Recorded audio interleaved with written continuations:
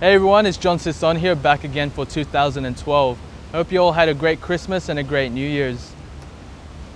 Just to let you know, I recently acquired a new wireless mic, so I hope you enjoy the better audio quality coming from my reviews.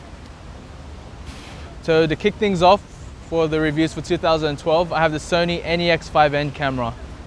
The NEX-5N is Sony's mid-level compact system camera, which slides in between the NEX-C3 and the NEX-7.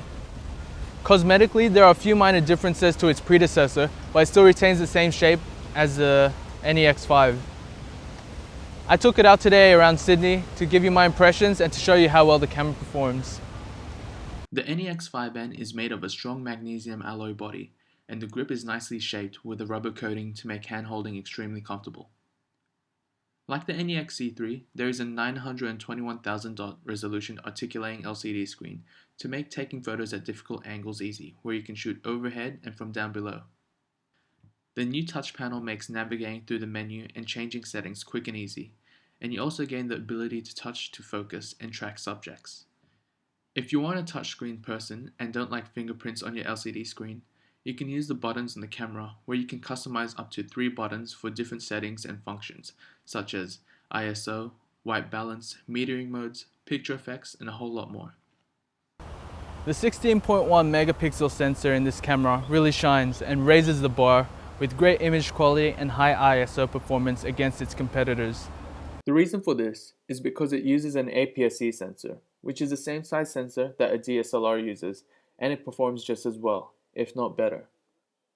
The Jpeg engine performs very well, and when shooting in RAW, it's even better, showing a lot of detail and vibrant colors. The ISO range is 100 to 25,600 and performs well throughout the range with minimal noise till about ISO 6400. It performs so well that it's just as good as full-frame cameras, narrowing the image quality gap between APS-C side sensors and full-frame sensors, although the full-frame cameras are a few years old and are due to be replaced very soon. The camera shoots at an impressive 10 frames per second with focus and exposure locked onto the first frame. It also shoots at 4 frames per second if you want real-time autofocus and real-time metering. The camera uses what is called contrast-based autofocus detection, and though not as fast as phase detection autofocus, it still is an improvement over its predecessor, but unfortunately still is not as fast as some of its competitors.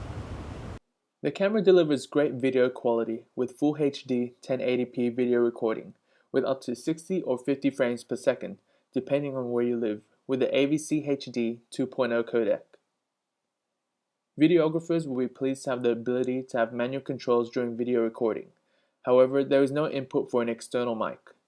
Sony does offer an optional external mic for better audio recording for the NEX system that can be mounted on the accessory terminal on top of the camera. For people that have been researching if the NEX-5N is the right choice, you would already be aware of the clicking sound that can be heard when moving the camera from side to side. Personally, I don't see it as a problem, but Sony does offer a free service to fix it as long as it's in the warranty period. Here is a sample video after the camera went through servicing.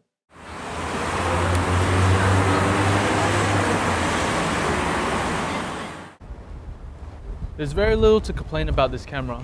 Sony has done a great job improving its weaknesses in its predecessor in this new model. The new touchscreen interface is a welcome new addition, as well as improvements in image quality and high ISO performance, despite having the megapixel count raised from 14 to 16. The camera is more responsive, and with the first curtain shutter, minimizes shutter lag to 20 milliseconds. This camera should appeal to a variety of photographers looking for a small camera with superior image quality. If there is anything negative to say about this camera, is that its autofocus system is not as fast as some of its competitors in its price range, and that there is also no mic input, so only limited to Sony's own external mic for the accessory terminal. Other than that, it's a great compact system camera in a growing system, and I would highly recommend it. If you have any other questions about this camera, please feel free to leave a comment below. And also, please like and subscribe to my channel for new upcoming Sony Alpha reviews and tutorials. I'm Sison, thanks for watching.